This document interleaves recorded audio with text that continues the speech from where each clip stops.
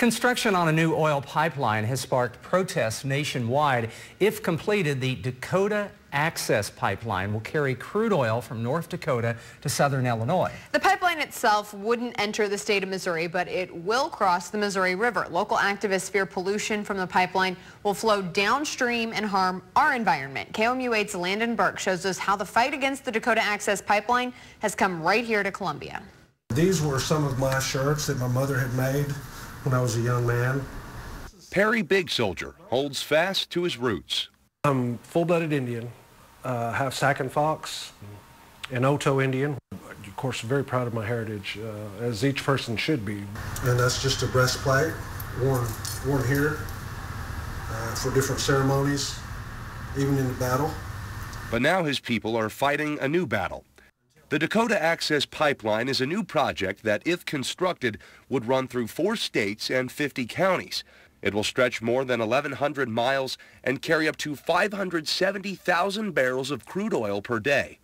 The project has spurred a wave of national protests. Its epicenter, the Standing Rock Sioux Reservation in North Dakota. The tribe believes the pipeline will pollute its local water supply and decimate lands that are protected by a 100-year-old treaty between the United States government and the Native American tribes. The treaties are saying that, okay, this is your allotted land and that it is protected. And that's the main thing they're fighting about up there. Big Soldier says though he does not belong to the tribes in North Dakota, he maintains a close connection. I would say that they're relatives. We probably fought a little bit with them and rejoiced with them and hunted buffalo with them. A spokeswoman for the Dakota Access Pipeline told me the protests in North Dakota were, quote, unlawful, end quote, and her company has obtained every necessary permit to start the construction. But Big Soldier says the pipeline's business permits mean nothing if they're trespassing on the reservation. Your paperwork has no jurisdiction on Indian land, according to the treaties. The pipeline company says it has also offered to pay the natives for their land. Is that something you think the native people would be interested in? Not at all. We don't want the money. Indigenous lands across the world, they just want their land back.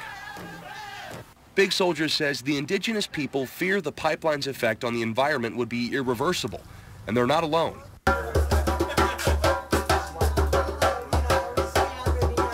On Sunday, mid-Missouri activists gathered at Cooper's Landing for a demonstration to protest the Dakota Access Pipeline. Their fears, the pain of the Sioux Indians, will soon become our own. All of this activity with the oil and gas is happening up there and it's coming downstream to us. Anything that happens there affects us, and not just us, but our children and our children's children. The fight of a native people hundreds of miles away has come to our shore. Landon Burke, KOMU 8 News, Columbia. Just over 3 hours ago in federal court, it ended without a decision. The judge said a ruling will come in 2 weeks. Sports is next.